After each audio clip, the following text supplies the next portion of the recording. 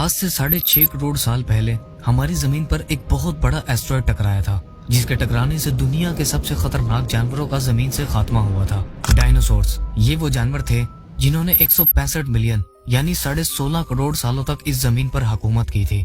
अपने peak time पर ये जानवर दुनिया के कोने कोने में फैले हुए थे।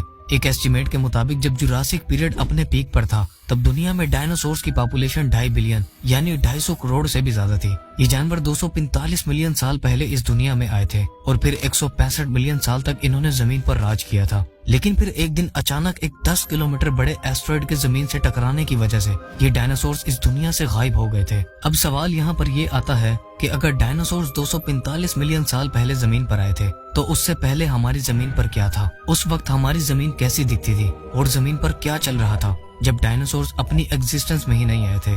और किस किस तरह के जानवर हमारी जमीन पर मौजूद थे? आज की इस वीडियो में हम जानेंगे कि कैसे जमीन पर ट्रायसिक पीरियड की शुरुआत हुई थी और डायनासोर से भी पहले की दुनिया कैसी दिखती थी और किस तरह डायनासोर्स का इस दुनिया में जन्म हुआ था।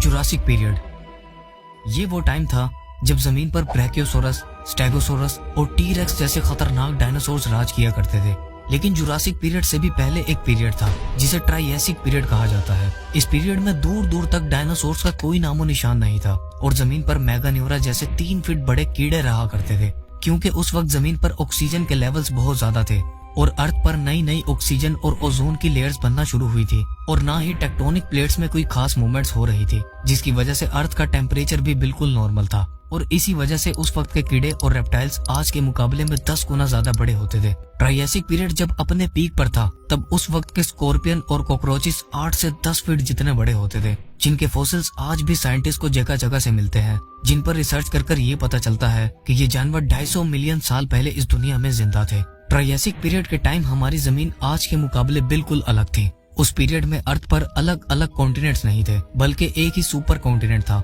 जिसका नाम था पैंजिया। इस कॉन्टिनेंट में जमीन के सारे हिस्से एक दूसरे से जुड़े हुए थे, जिसे अगर स्पेस से देखा जाता तो वो सी शेप का स्ट्रक्चर बनाते थे। ट्रायसिक पीरियड के टाइम जहाँ कीड़े और रेप्टाइल्स इतने बड़े और खतरनाक थे, वहीं उस दौर के जानवर यानी उस दौर के शिकारी भी बेहद बड़े और खतरनाक थे।